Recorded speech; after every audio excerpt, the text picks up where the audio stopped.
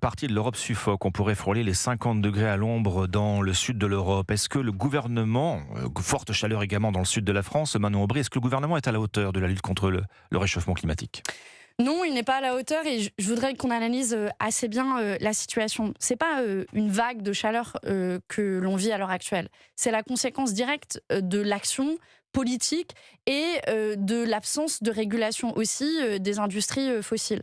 Et vous savez, quand il s'agit de catastrophes climatiques, quand on a des tornades par exemple, on appelle souvent ces tornades, on leur donne un prénom. Ben moi, je vous fais une proposition ce matin, c'est que chaque vague de chaleur, on l'appelle du nom de ses responsables, à commencer par les entreprises fossiles. On pourrait appeler la première vague de chaleur du nom de Total, qui fait partie des entreprises fossiles qui, à elles seules, ensemble, totalisent 2/3 des émissions de gaz à effet de serre Patrick dans le monde. Pouyanné, le PDG décoré de la Légion d'honneur, enfin élevé au rang d'officier. Vous voyez l'insulte. Quand on est en train de suffoquer en Europe, le seul truc que trouve à faire le gouvernement, c'est de décorer un de ses premiers responsables, c'est-à-dire le PDG de l'entreprise Total. Et quand on a un ministre de l'Agriculture, Marc Fesneau, qui essaie de minimiser en disant ce sont des températures normales pour l'été. Non, c'est pas des températures normales pour l'été. Et quand Emmanuel Macron dit qui aurait pu prévoir la catastrophe climatique, en réalité, tous les scientifiques, toutes les ONG.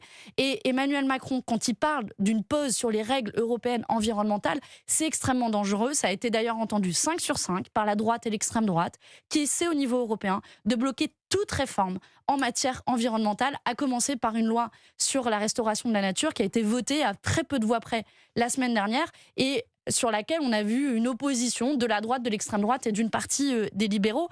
Et on voit que la France n'est absolument pas à la hauteur. Elle a été condamnée à plusieurs reprises pour inaction climatique et que si l'on ne veut pas être condamné à vivre ces périodes de chaleur intenses, dans lesquelles on suffoque, enfin je veux dire 28 degrés en Arctique, plus de 50 degrés en Californie, il va faire plus de 40 degrés dans le sud de la France cet été, je veux le dire cette semaine, je veux le dire, ce n'est pas normal, ce n'est pas juste une vague de chaleur, c'est la conséquence de choix politiques, de développement de l'industrie fossile, de développement du libre-échange.